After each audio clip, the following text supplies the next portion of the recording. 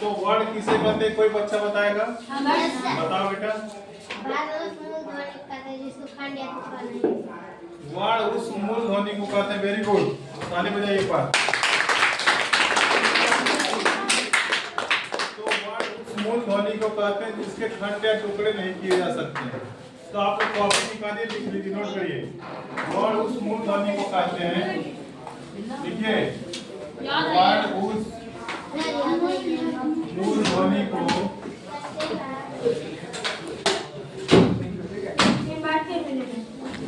Word उस मूल ध्वनि को कहते हैं जिसके खंड या टुकड़े नहीं हो सकते।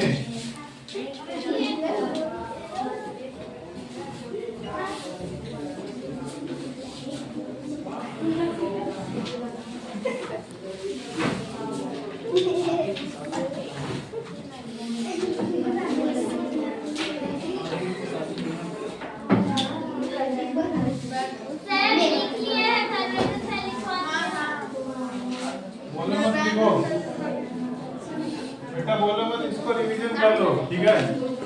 वर्ड उस मूल ध्वनि को कहते हैं जिसके खंड या टुकड़े नहीं होते। जैसे स्वर हो गया और व्यंजन हो गया, ठीक है। स्वर में भी वर्ड आता है और व्यंजन में भी वर्ड आता है, ठीक है। क ख ग घ इत्यादि ये सब क्या बेटा, ये सब वर्ड है, ठीक है। तो इसमें स्वर के बारे में लिखिए। स्वर कितने बच्चा? 11। कौन कौन से?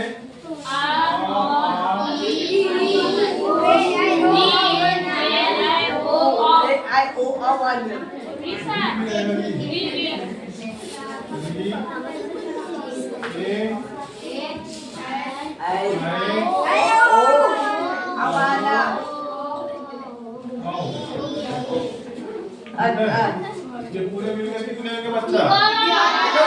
2 3 4 5 6 7 8 9 10 11। कितने हो गए? 11। कितने वर्ड हो गए बेटा? 11। कितने हो गए? 11 हो गए। इसको लिख सकते हो 11, ठीक है बच्चा। ये आपका स्वर वर्ड हो गया और व्यंजन वर्ड में आ जाइए। परिभाषा लिखा दीजिए सर। परिभाषा क्या लिखोगे? वर्ड की परिभाषा हो गया है। व्यंजन लिख लो। क ख ग घ आला नहीं अंदर।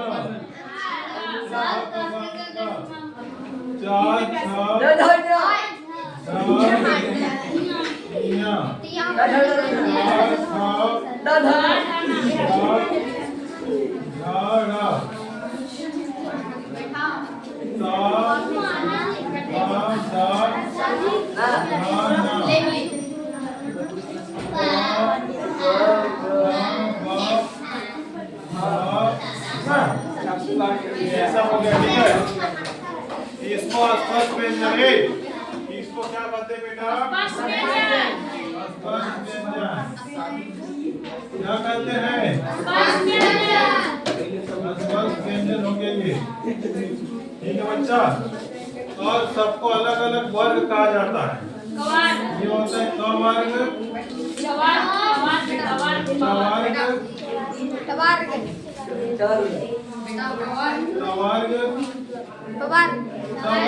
चवर्ग कर दिया तो उसमें 5, कवर कर दिया तो 5, उस लाइन की 5 हो, ठीक है।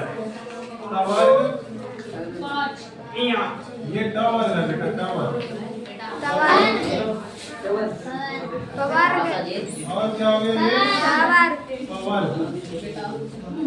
इसका उच्चारण स्थान पे अलग अलग होता है। विसर्जनीय नाम कंठो, अ और क वर्ग और ह, ये सब किसमें क वर्ग। ईचुए सा नाम तालु, च वर्ग में ईचुए सा नाम तालु आता है। ई और छ वर्ग पूरे तालु से ऋतु रसाणाम मूर्धा, री और ट और र, ये ट वर्ग पूरा होगा मूर्धा। ऋतु रसाणाम दंतों में, दंत में आ जाएगा। और उपपद्या में ये सब ओठ में आ जाएगा, ठीक है। तो इस तरह से हो गया। अनुस्वार किसे कहते हैं बेटा? अनुस्वार देख लो, अनुस्वार। अनुस्वार कितना आ जाएगा बच्चा? इसको कहते हैं अनुस्वार। इसको ऊपर जो बिंदु रहता है, ठीक है? और विसर्ग, विसर्ग हो गया ये वाला, ये दो बिंदु रहते हैं यहाँ पे, विसर्ग हो जाएगा। अयोग हुआ, ये सब अयोग हुआ के अंतर्गत आते हैं, ठीक है बेटा?